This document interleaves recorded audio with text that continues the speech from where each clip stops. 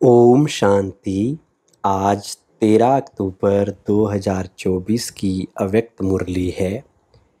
11 मार्च 2002 की रिवाइज्ड मुरली है। आज की मुरली के सार में शिव बाबा ने कहा, विशेषताएं परमात्म देन हैं, इन्हें विश्व सेवा में अर्पण करो। विशेषताएं परमात्म देन हैं, इन्हें विश्व सेवा में अर्पण करो। आज ग्रेट ग्रेट ग्रैंडफादर ब्रह्मा बाप और शिव बाप अपने विश्व के चारों ओर के श्रेष्ठ भाग्यवान ब्राह्मण कुल को बहुत बहुत अरब खरब बार दिव्य अलौकिक जन्म की मुबारक दे रहे हैं। साथ साथ अति स्नेह के दिल के प्यार के रूहानी पुष्पों से जन्म की बधाई दे रहे हैं। हर एक ब्राह्मण आत्मा की विशेषता देख देख हर्षित हो रहे हैं। दिल ही दिल में गीत गा रहे हैं, वाह बच्चे वाह।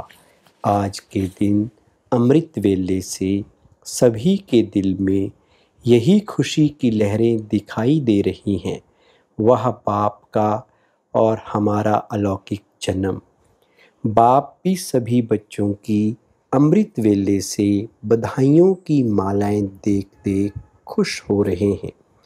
ये बर्थडे सारे कल्प में इस संगम युग में ही मनाते हैं।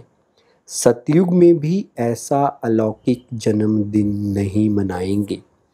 वहाँ भी ऐसा विचित्र जन्मदिन नहीं होगा जो बाप और बच्चों का एक ही साथ जन्म हो।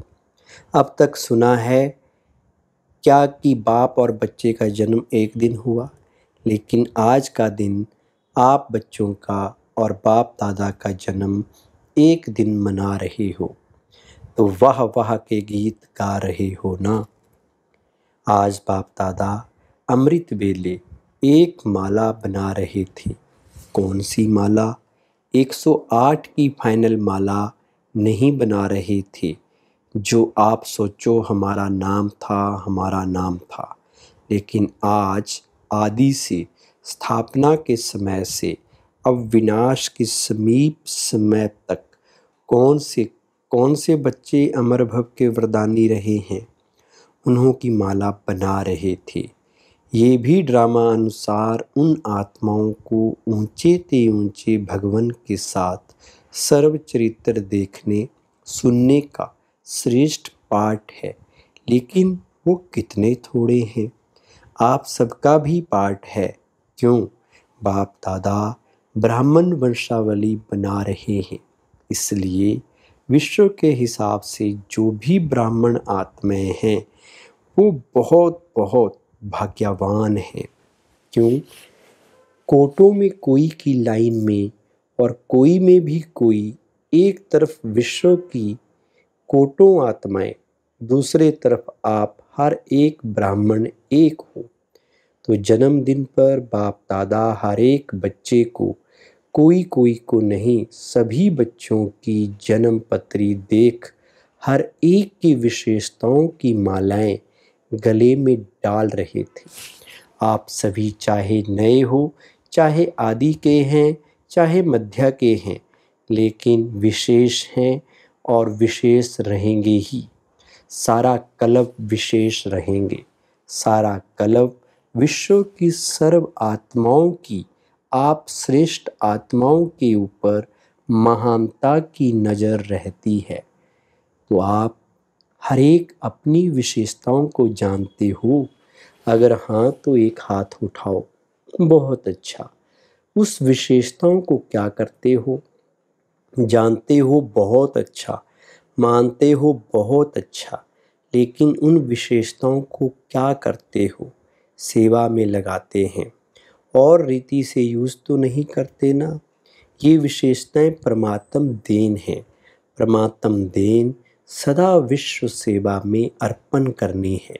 विशेषताएं अगर नेगेटिव रूप में यूज किया तो अभिमान का रूप बन जाता है, क्योंकि ज्ञान में आने के बाद, ब्राह्मण जीवन में आने के बाद बाप द्वारा विशेषताएं बहुत प्राप्त होती हैं, क्योंकि बाप का बनने से विशेषताओं के खजाने के अधिकारी बन जाते हो। एक दो विशेषताएं नहीं हैं, बहुत विशेषताएं हैं। जो यादगार में भी आपकी विशेषताओं का वर्णन है, 16 कला संपन्न, तो सिर्फ 16 नहीं है, 16 माना संपूर्ण, सर्वगुण संपन्न, संपूर्ण निर्विकारिता का डिटेल है। कहने में आता है संपूर्ण निर्विकारी, लेकिन संपूर्ण में कोई डिटेल है। तो विशेषताएं तो बाप द्वारा हर ब्राह्मण को वर्षे में प्राप्त होती ही हैं, लेकिन उन विशेषताओं को धारण करना और फिर सेवा में लगाना मेरी ये विशेषता है नहीं, परमात्म देन है। परमात्म देन समझने से विशेषता में परमात्म शक्तियाँ भर जाती हैं। मेरी कहने से अभिमान और अपमान दोनों का सामना करना पड़ता है।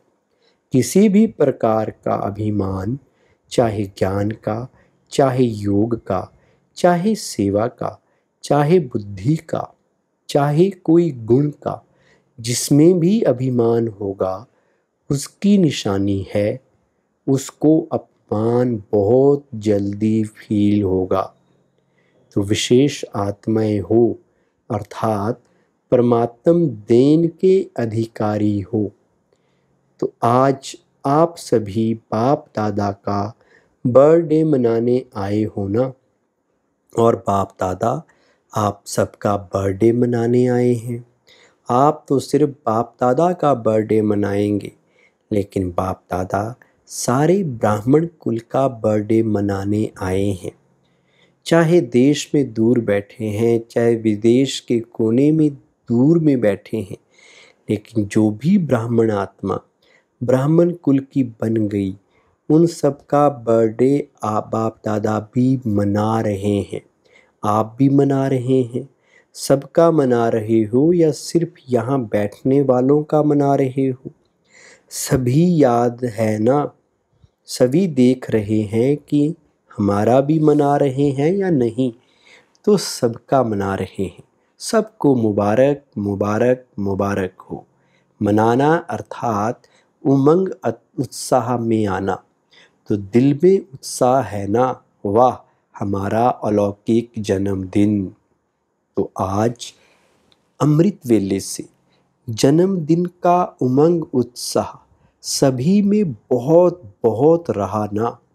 बाप दादा ने कार्ड भी देखे, आप इन आँखों से देखते हो।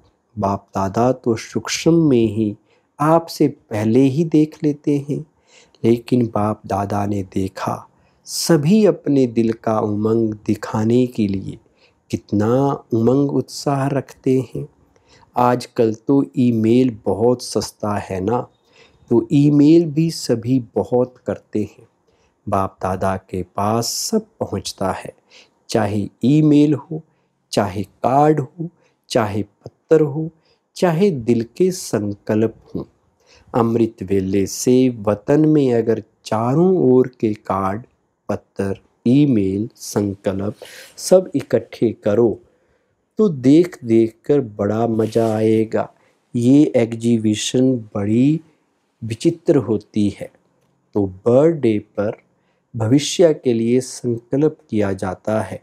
जैसे बर्थडे का नंबर आगे बढ़ता है, वर्ष आगे बढ़ता है, ऐसे ही पुरुषार्थ में वह अपने अमूल्य जीवन में, मन में अर्थात संकल्प में, बुद्धि के निर्णय शक्ति में, वाणी में, सेकंड में सफलता मूर्त बनाने की शक्ति में, संबंध संपर्क में हर समय संपर्क संबंध वाले को कोई ना कोई प्राप्ति की अनुभूति हो, ऐसा अपने भविष्य वर्ष के लिए दृढ़ संकल्प का व्रत लिया।